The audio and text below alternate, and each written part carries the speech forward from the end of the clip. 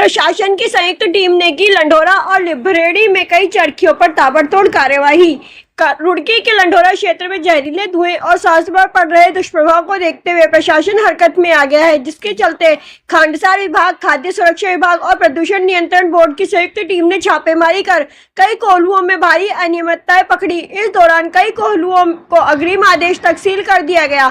अधिकारियों को मौके पर भट्टियों में प्लास्टिक व रबड़ जलाने जैसी खतरनाक गतिविधियां मिली, जिससे वायु प्रदूषण फैल रहा था और आसपास के ग्रामीणों का स्वास्थ्य खतरे में पड़ रहा था। साथ ही कुछ कोल्हू बिना कोई अनुमति और समाप्त लाइसेंस के संचालन करते पाए गए। टीम ने गुड़ के सैंपल भी लैब टेस्टिंग के लिए भेजे। खाद्य सुरक्षा अधिकारी ने कहा कि त्योहारी सीजन में किसी भी तरह की मिलावट और स्वास्थ्य से खिलवाड़ बर्दाश्त नहीं किया जाएगा। अभियान लगातार जारी रहेगा और मिलावटखोरों के खिलाफ सख्त कार्रवाई की जाएगी।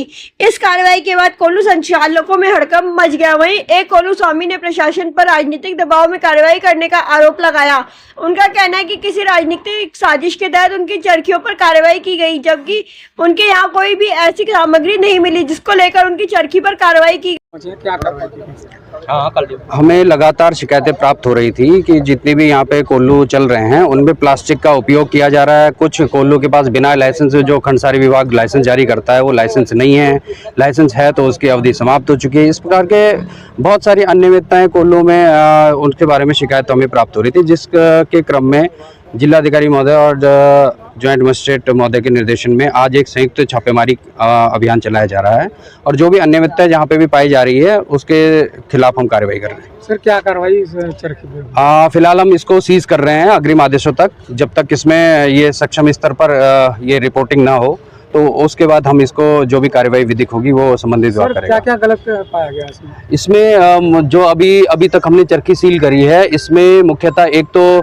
प्लास्टिक जो है ये इसका उपयोग पाया गया है। प्लास्टिक का उपयोग ये जो भट्टियों में कर रहे हैं और जो जनता के स्वास्थ्य के दृष्टिगत ये बहुत ही ज़्यादा खराब है और स्थिति बड़ी दयनीय है। अगर ऐसी स्थिति में ये प्लास्टिक लगातार उपयोग होगा तो ये स्वास्थ्य पे प्रतिकूल प्रभाव डालता है। ये सभी लोग इस बारे में अवगत हैं। अभी अधिकारी जांच के लिए आए हैं, तो पूर्व विधायक प्रणव सिंह की भी दखल अंदाजी हुई है इसमें? नहीं, उस बारे में तो हम कोई टिप्पणी नहीं करेंगे। विभाग अपना कार्य कर रहा है। तो चरखियां बहुत सारी चल रही है, क्या आगे भी लगातार जारी रहेगा? आगे हमारा त्योहारों का सीजन भी है और मिलावटी पदार्थ और इन सब में भी कार्रवाई होती है। और जो आज हमारे साथ फूड सेफ्टी डिपार्टमेंट भी हैं कि जो गुड़ यहाँ बन रहा है उसके भी हम नमूने एकत्र कर रहे हैं।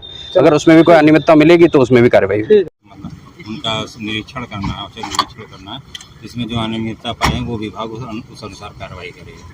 मैं फूड सेफ्टी को रिप्रेजेंट करता हूँ, तो मैंने संदेह के आधार पर फूड के सैंपल लिए हैं गुड़ के और उसको स्टेट लैब में भेजेंगे और उसके आधार पर अग्रिम कार्रवाई करेंगे। सर, कोई कार्रवाई होगी भी या खाना पूर्ति होगी फिर? मुझे जो दायित्व दिया गया था मैं उसका निर्वहन किया। अभी तक की कितनी चरखों पे कार्रवाई की है? हमको पहले चल गया। इस पे कोल्हू पे कार्रवाई हुई, क्या कहेंगे इसको? देखो जी, मैं कहना चाहता हूँ, मैं गरीब आदमी जी, मेरे कोल्हू में कुछ नहीं मिला जी। जबरदस्ती तनाशाही और मेरे कोल्हू पर सील करा गया जी। कोई किसी किस्म का आप खड़े यहाँ, आप तहकीकात कर लो, मेरे कोल्हू में कोई किस्म का कुछ भी नहीं मिला। जबरदस्ती, मैं चैंपियन का आदमी, इसलिए मेरा कोल्हू सील किया गया। कौन दिखा रहा? तानाशाही दिखाई गई जी। उमेश के आदमी यहाँ तानाशाही दिखा रहे जी। मैं चैंपियन का आदमी जी, खुल को साथ हूँ, रहता हूँ, समर्थन हूँ बिल्कुल पक्का।